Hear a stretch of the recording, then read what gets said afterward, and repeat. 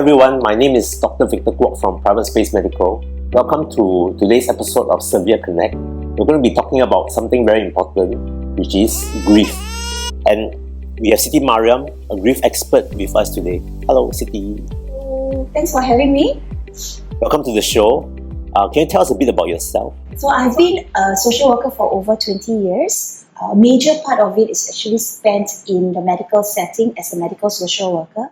And in that experience, I've actually journeyed with many patients and family members as they go through various medical conditions, traumatic losses, sudden deaths. A lot of my professional life actually has been spent in the ICU and the emergency department.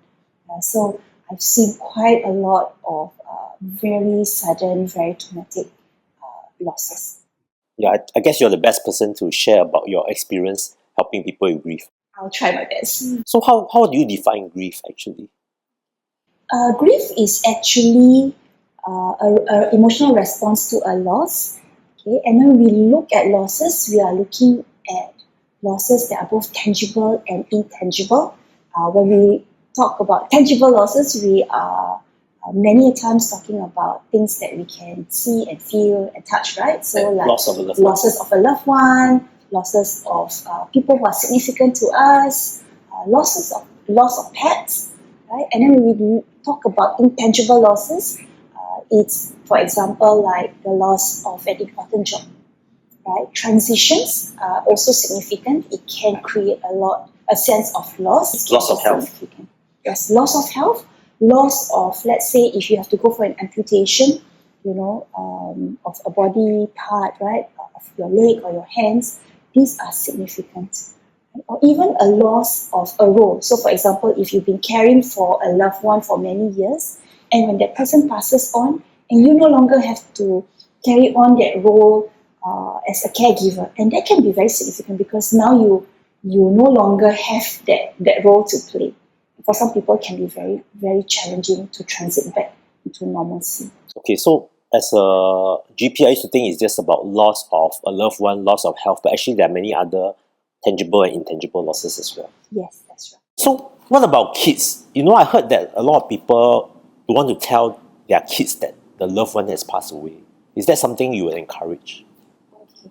It really depends on the child in terms of how old is the child, how much the child can understand and process.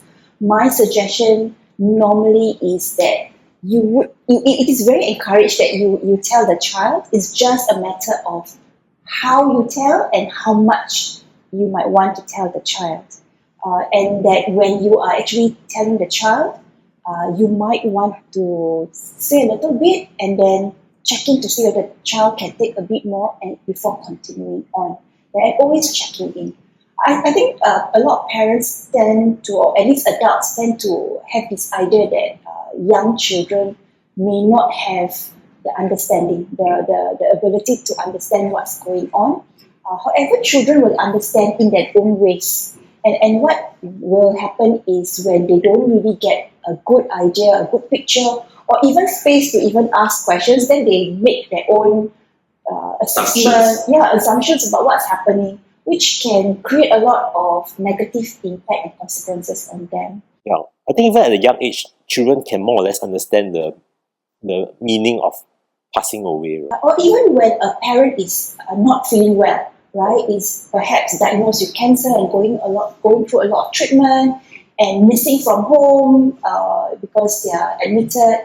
And a lot of children already know something is happening, but they're not sure. They can see that, the adults are talking, whispering, and then, they will make their own assumptions and try to understand it in their own ways. So it's actually helpful to open up the space to actually get an idea of what they understand, and then in very measured ways to actually have a conversation with their child or children about it. That's a good suggestion. I'll get someone who may be in a more stable state to join you in the session. Yes. The parents have to trust their gut instinct about their children in terms of how much would their child understand, and the kind of language that they would want to use to help their children understand the situation better. Yeah. So parents can use that. Definitely need to use that judgment. Yeah, totally agree with that. So I remember when I was a polyclinic doctor, actually I find this very difficult to respond to patients when they come and tell me that someone at home has passed away. Yeah, like it was a very difficult space to hold for the patient. How do you think like polyclinic doctors or family doctors can respond? So in my experience, when I do training and when I talk to healthcare workers, a lot of times, a lot of this concern is because they're not sure how to handle when their patient starts bearing the emotion, or like what if they break down, then what am I supposed to do and things like that. So my suggestion is this. One is to acknowledge the loss, right? That this is a difficult situation, this is a difficult time, right? And then remember the acronym PS. So PS basically, one is P, presence. Just be present, right? In terms of making sure when that is being shared with you, or you are actually breaking bad news, make sure you try to minimize distraction. So I know doctors tend to be Typing. or even stressed for time. Be there for 1 or 2 minutes. Be present as you are, either when you are sharing the bad news or when your patient is sharing with you. And then the S is really giving space, which means that allowing them to at least air a little bit, share with you what is happening, right? And from there you can actually take the cue. If you know that they need more support, more time, perhaps then it's a good opportunity to suggest that they might require more help, and then you can actually refer them, for more support, either in the community, or even in the private sector, like our type. Yeah, I think when patients come in, we often are afraid of saying the wrong thing, right? So there's this rush to say, "Oh, I'm sorry about your loss." I guess that one is still okay, right? Yes, you can. I think it's an expected Respond, response. my condolences. Yeah. So the other thing people has always asked me is, I do not know what to say, or what if I do the wrong thing? Yeah. So basically, my suggestion is that when you are present and you give space, sometimes it's not about what you say, right? It's more about just being there and letting them share. And sometimes you don't even have to say anything. It's just giving them that quiet space to take in the information, or even that space to just be able to share something that's very intense, that's sitting inside them, right? And perhaps that's probably just what a lot of people need, to have their difficulty acknowledged. Yeah, I think the doctor needs to have a good sense of the situation. Yeah, I think the other thing that I also want to highlight is this, that we tend to associate grief with the loss of a loved one, right? And we forget that losses can be about non-deaths, right?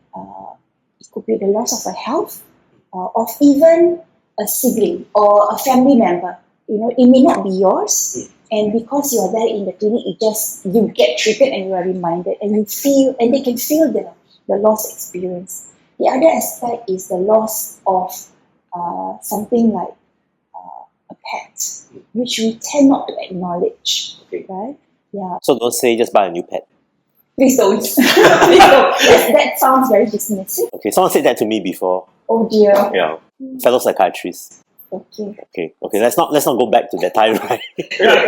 Yeah. So as long as it's significant to the other person, you can see that the person is affected, accepting that the person is going through, has experienced a loss and probably grieving. So give that presence and space, so that it's acknowledged, and then it's easier for them to be able to then continue on.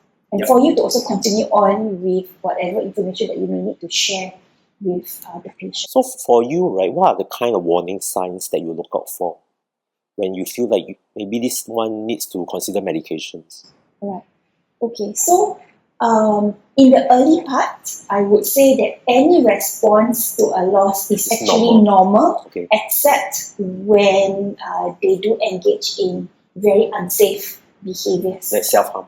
Right. Yes, like self-harm, right? That would be a warning sign already. Some things, some unhealthy behaviors may be helpful for short term, like drinking, right? Smoking. To calm themselves down, smoking to release the tension. I know not that I'm actually endorsing such this one, but people cope differently. Yeah, don't have to be so hard on ourselves all the time. Yes. In the initial bit, you do what you need to be able to manage. However, if you continue to rely on these unhealthy responses, then we might want to say perhaps you might need more help. So there are now new designer antidepressants available. They have a lot less side effects compared to the older ones. Like there's one that is melatonergic agonist antidepressant called valdoxan. So it does have very, very little side effects. In fact, the tolerability is very high, and patients are able to get their mood better. They're able to sleep better as well.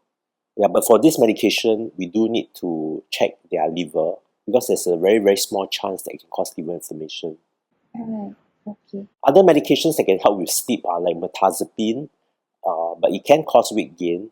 There are other older antidepressants like the tricyclic, but these we tend to avoid because they can be lethal on overdose. There's also one called fluvoxamine, which is a SSRI, but it can cause some sexual side effects. So these days, if patient can afford, we try to use something newer. We want to consider medication if the symptoms are serious and they are not able to engage in therapy very well. Yeah, then maybe at the start, medication can play a very helpful role in getting them to be better. When you combine both, the outcome is always better.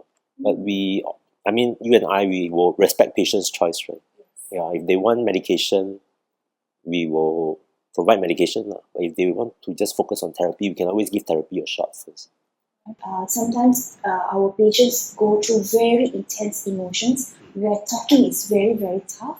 So there are many other therapies that patients can actually consider. Individuals who are going through losses can consider. One of it is art therapy. There's also music therapy. There's many other kind of therapies where the main focus is not talk. Then it makes it easier for them to be able to express their grief in a more easier, gentler way. Thanks, Siti Mariam, for your sharing today. Thanks for having me. I hope it has been very helpful. I'm Dr. Victor Kwok from Private Space Medical. See you.